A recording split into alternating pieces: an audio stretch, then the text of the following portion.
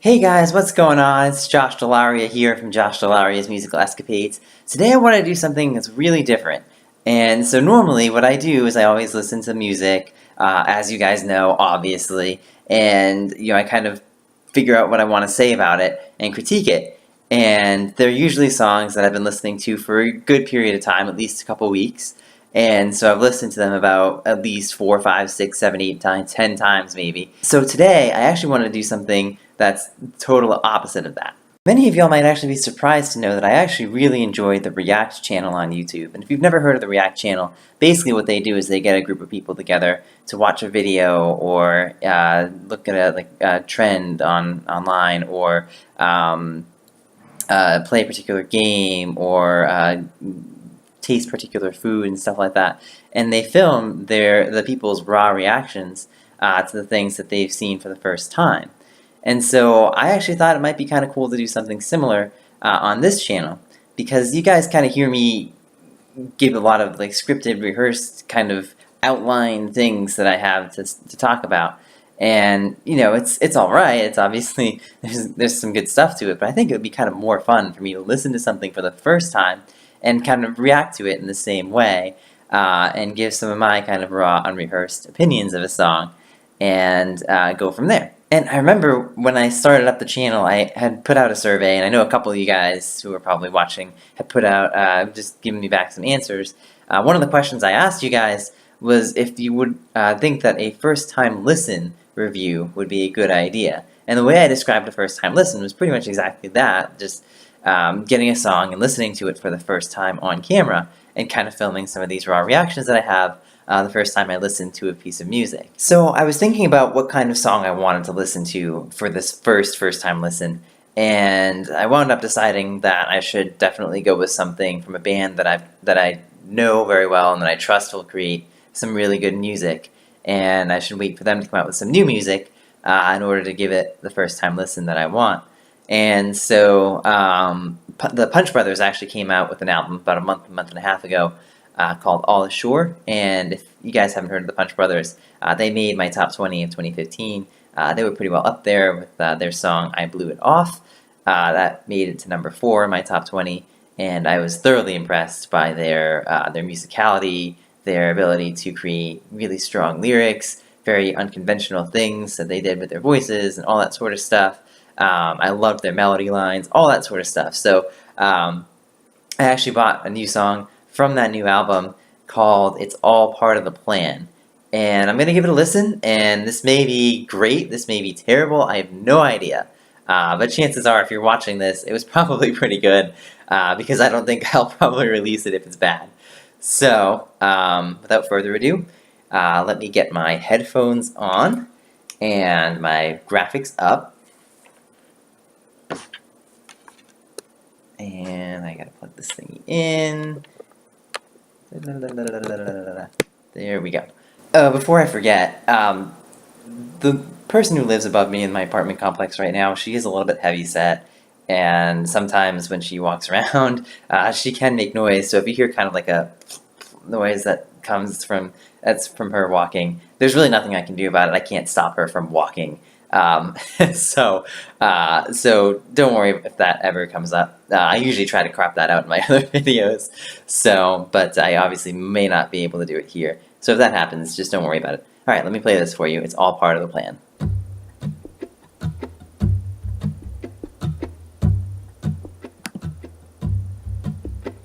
It's all part of the plan. I'll have a meeting out of my hand. I'll have a meeting out of my hand inside a week.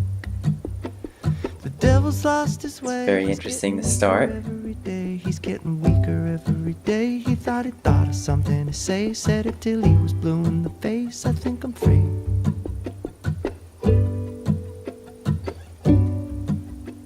By the way, I'm writing notes here, so in case you see me kind of looking away, that's what I'm doing. 'Cause I'm in charge now and he isn't, and it isn't anybody's business but mine. Everybody's business is mine. And I've been doing just as I please since I found my skeleton key. God, I love my skeleton key. You'll never guess who sold it to me or how much I bought it for, but believe me, buddy, I got a hell of a deal. a hell of a deal. Yeah, I'm not sure that these lyrics are terribly like on target, but it's hard for me to get that on a first glance. It's the what you can never get enough of. You guys can hear that the violin in the background too. Like it's pretty impressive just the way they kind of weave that in.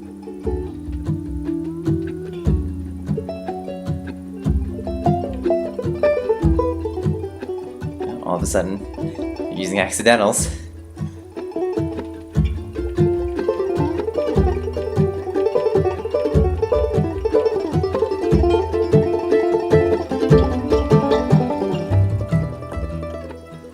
I believe that's Chris Dealey on the mandolin.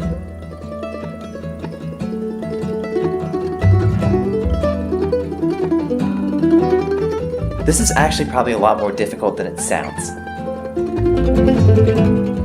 You have to be really consistent with your picking in order to do this properly.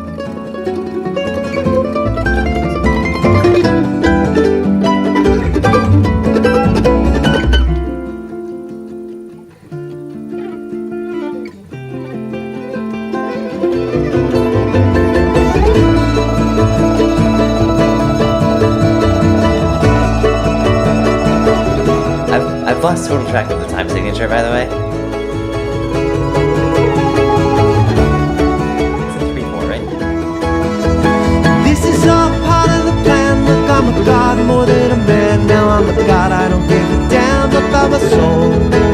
So if I sign it away in blood, so I can scare the world into loving me, and I scare the world into loving me, I'll have turned nothing into something. And buddy, if you think I look rough, you should Scare the world into loving me. the other end of the deal.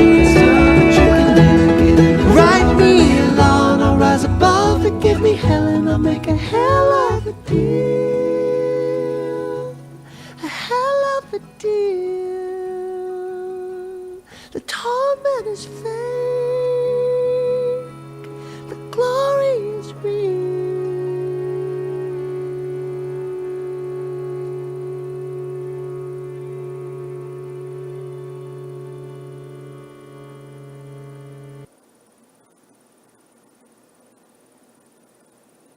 All right. Yeah, you guys can hear some of my initial thoughts about the song. I think most of it's actually really good.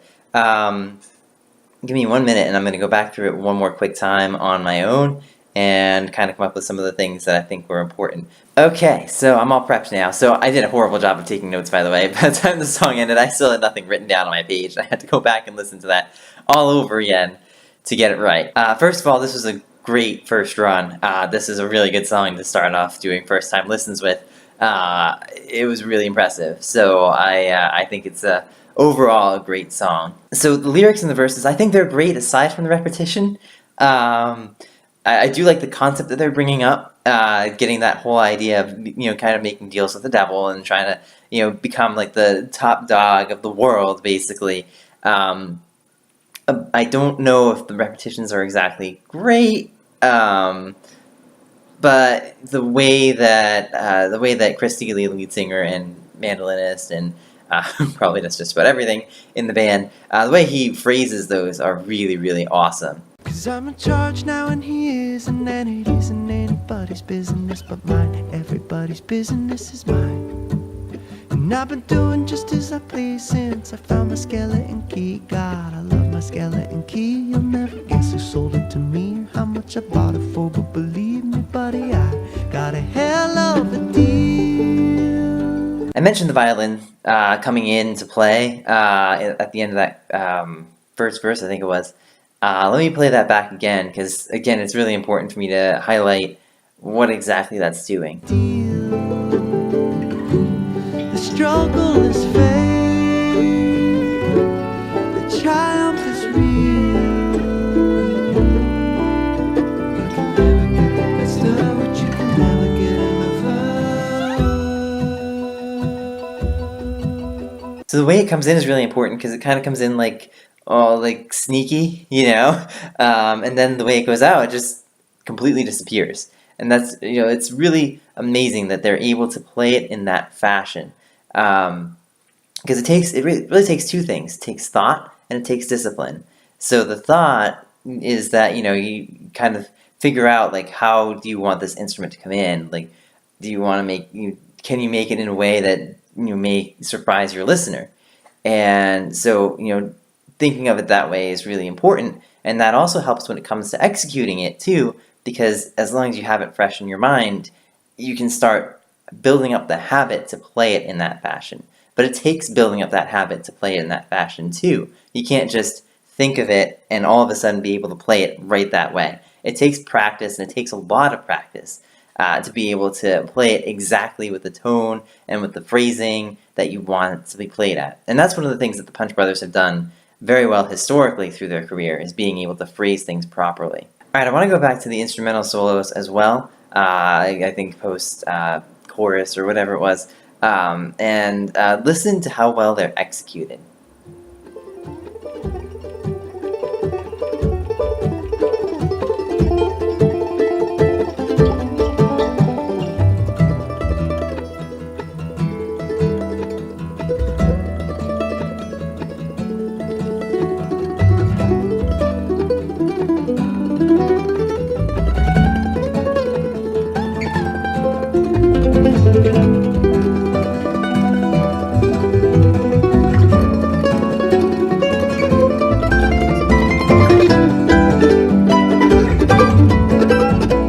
Playing with the style that Chris is playing in this particular song with these solos is actually much easier said than done. And the reason why is because he's playing fast, but he's also playing accurately. And the key to playing fast and playing accurately at the same time is to be able to practice what you would play fast in a slow, or basically playing the same way you would play fast, but just slower. And so as you build those muscles up, it'll make it easier for you to be able to do this. Now, I haven't done anything like this in a long time, so I'm going to sound horrible with this. I'm nowhere near as good as Chris Thile.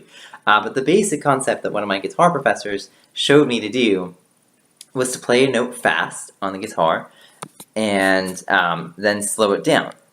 And then just keep playing it, though, with my right hand in the same manner that I would play something fast. So I have my guitar here. I'm going to play a note over and over again as fast as I can, and then I'm going to slow it down. Again, it's going to sound horrible, but just listen, just go with me for right now.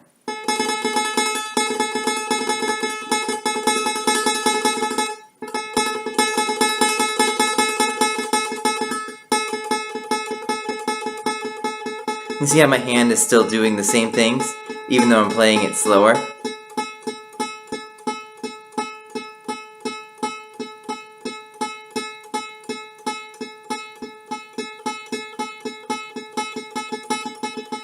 And then as I get back to fast again, I keep doing the same thing. And you see how much better that even sounded, for the most part. So that's the key to being able to play fast, but accurately at the same time. And again, it's much easier said than done. You guys saw me, I've been playing guitar for many years. Obviously I haven't played a whole lot recently, but I don't have that habit mastered. And so it's the same thing with a lot of musicians. They need that time to master that habit. And it takes that kind of practice over and over and over again. Okay, in the middle of the song, you guys might remember me asking this question. I've lost total track of the time signature, by the way. It's in 3/4, right? Yeah, wrong. It's not in 3/4. It's actually in 5/4. And it's one of those quirky time signatures I mentioned in the last video I did. That it's the difficulty in using it is that it's used so rarely that it's hard to kind of get a feel for it, because you start reverting back to thinking in like a 3/4 or a 4/4 time signature, and that's kind of how you feel it out. With 5/4, you have to think about it a little bit. Now, I'll be honest, I have played things in 5/4 before, and it's really not it's not crazy difficult to think through it that way. But it does take a little bit of thought, and it does take a little bit away from your being able to focus on actually playing the music.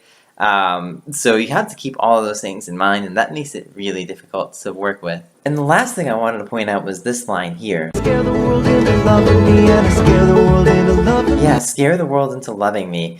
It just seems like the line used by practically every not necessarily every bad leader, but like every abusive leader, because there are bad leaders who do the exact opposite. But there are tons of like it could be like a political leader, but it could also be the head of an organization, or it could be your boss at work.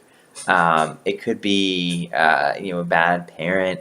Somebody like that even could use such a line, and I think that really just captures the idea that the Punch Brothers are trying to pull across. Alright, that is all I have on this song. I do appreciate you guys watching again. I hope you guys had just as much fun as I did listening to this song.